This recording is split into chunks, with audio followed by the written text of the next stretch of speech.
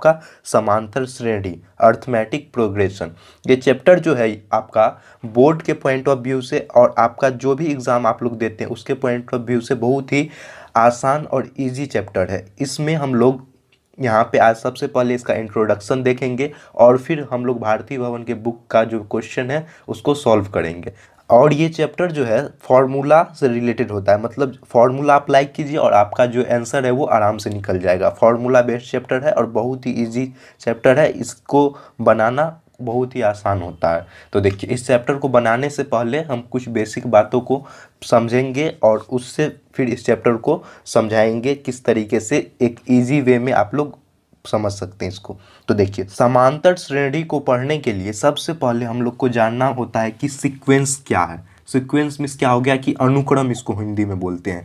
मतलब कि किसी भी चीज़ का एक अनुक्रम, मतलब कि एक क्रम में लिखा गया, उसको हम लोग क्या बोलते हैं, अनुक्रम बोलते हैं। तो देखिए, सीक्वेंस होता क्या है। सीक्वेंस ये होता है कि यदि कोई संख्या इस प्रकार लिखी गई है कि उसे अधूरा छोड़ देने पर उससे आगे की संख्या ज्ञात की जा सके तो उसे अनुक्रम कहा जाता है। मान लीजिए कि हम यहाँ पे लिख रहे हैं, एग्जाम्पल में, उदाहरण में 1 लिखें, फिर 2 लिखें, फिर 3 लिखें, फिर 4 लिखें। यहाँ से फिर हम छोड़ दें और बोले कि आगे की संख्या बताइए, तो इसमें क्या कर रहे हैं, हम 1 को ऐड कर रहे हैं, +1 कर रहे हैं, इसमें भी 1 जोड़ रहे हैं, +1 कर रहे हैं। तो आगे का संख्या बोलेगा तो हम लिख सकते हैं यहाँ पे 5 होगा, 6 होगा, 7 होगा। तो यहाँ पे क्या हो रहा है कि 1 और 1 जुड़ रहा है, इसमें क्या हो रहा है, 1 जुड़ रहा है, फिर उसी तरीके से आगे बढ़ रहा है। कहने का मतलब है कि कोई भी आंकड़ा मीन्स क्या हो गया कि कोई भी डेटा दिया हुआ है आपका, वह एक निश्चित नियम का पालन करे। निश्चित नियम मीन्स क्या हो रहा है कि इसमें 1 जुड़ रहा है, तो वो क्या कहलाएगा, आपका अनुक्रम कहलाएगा। समझ गए। इसका एग्जाम्पल एक और देख के समझाते हैं। देखिए, मान के चलिए कि हम यहाँ पे लिख रहे हैं 1, 3, 5, 7, 9। तो देखिए, यहाँ पे क्या हो रहा है कि 1 में हम क्या जोड़ रहे हैं, +2 जोड़ रहे हैं, इसमें भी +2 जोड़ रहे हैं तो 5 हुआ, इसमें भी 2 जोड़े तो यहाँ पे क्या हो गया, 7 हो गया, यहाँ पे भी 2 जोड़े तो 9 हो गया। तो इसी तरीके से हमको बोले कि आगे का 3 संख्या निकालिए, तो हम यहाँ पे 3 क्या करेंगे, इसमें भी +2 करेंगे तो 11, 9 2 कितना होगा, 11 होगा, 11 2 13 हो जाएगा और 13 2 कितना हो जाएगा, 15 हो जाएगा। तो इस तरीके से आपको बोलेगा कि संख्या निकालें। तो यहाँ पे जो दिया गया आंकड़ा है, इससे स्पष्ट क्या होता है कि पहली संख्या में हम क्या किए हैं कि 2 जोड़ रहे हैं, तो अगली संख्या हमको मिल रहा है ना। तो इस अगली संख्या इस तरीके से हम लोग निकाले हैं। तो देखिए, इसका कहने का मतलब कि कोई भी आंकड़ा हो, कोई भी आपका डाटा दिया हुआ है, उसमें आप देखिए किसी निश्चित नियम मीन्स कि एक नियम से बढ़ रहा होगा। समझ गए।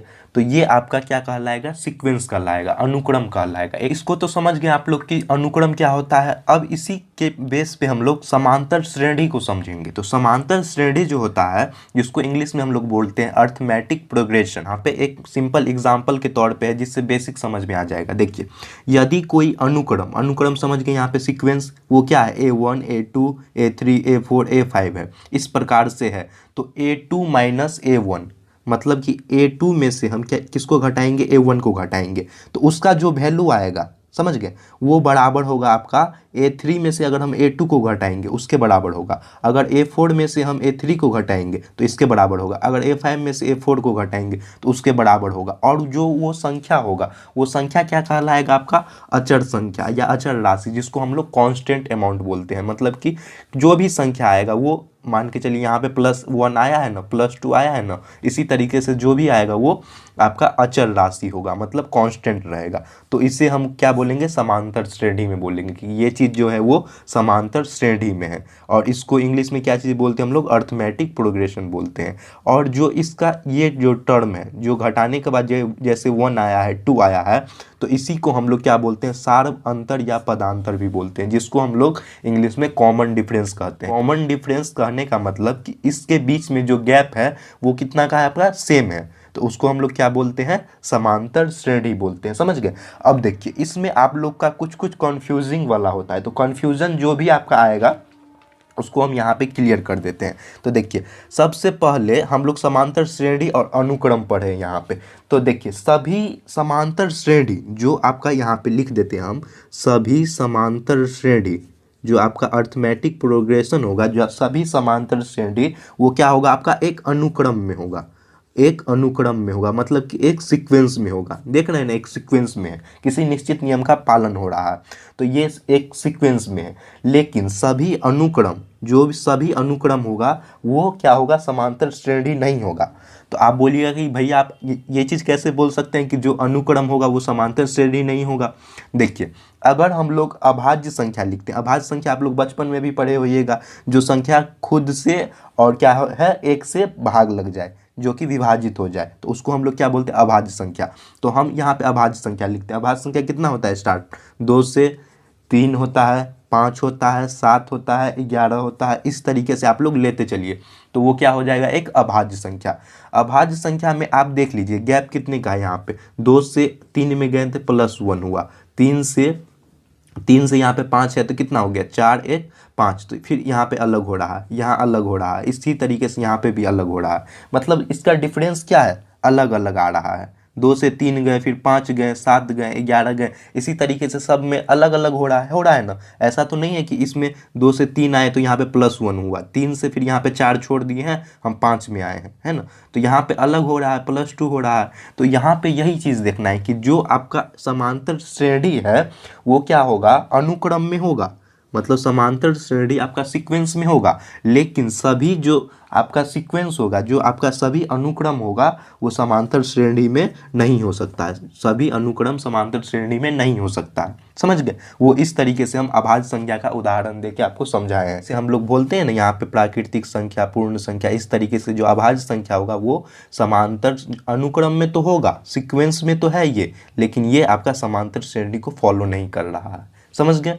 तो ये आपका बेसिक था। कुछ कंफ्यूजिंग रहता है थोड़ा सा, बच्चे हो जाते हैं कि सभी अभाज्य संख्या आपको पूछ देगा, सभी अभाज्य संख्या क्या समांतर श्रेणी में है, तो इसमें नहीं है, लेकिन वो एक अनुक्रम में है। यहाँ पे एक अनुक्रम दिख रहा है, ये अनुक्रम क्या है कि ये अपने खुद से और क्या बोलते हैं, एक से भाग लग जाएगा, विभाजित हो जाएगा, समझ गए। अगर इसी के पैटर्न पे आपको दिया रहे कि मान के चलिए 6 लिख दिए, 6 तो इसको आप बोलिएगा समांतर श्रेणी।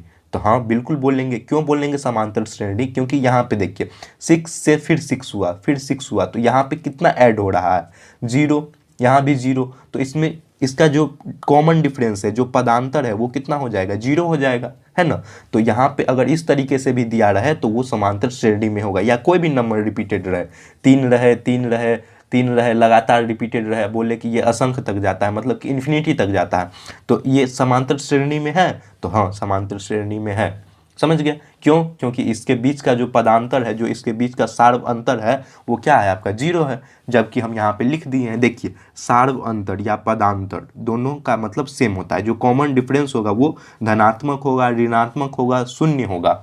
पॉजिटिव भी हो सकता है, निगेटिव भी हो सकता है, और शून्य भी हो सकता है। तो आप बोलिएगा कि सर अभी तक आप बताए हैं सारा पॉजिटिव बताए हैं, ये ऋणात्मक कब होगा। तो ऋणात्मक देखिए अब होगा, यहाँ पे जो ऋणात्मक समांतर श्रेणी होगा ये तब होगा जब हम कोई भी संख्या लिखे। मान के चलिए यहाँ पे हम लिख रहे हैं 1 2 3 4 5 6 तक लिखे। इसमें भी समांतर श्रेणी में भी दो टाइप का होता है, देखिए यहाँ पे हम 1 से लेके 6 तक लिखे, और यहाँ से लिख रहे हैं 1 2 3 4 5 6, और आगे आगे डॉट देके हम कुछ भी लिख रहे हैं, मतलब यहाँ पे अनंत तक जाएगा, इन्फिनिटी मतलब अनंत तक जाएगा।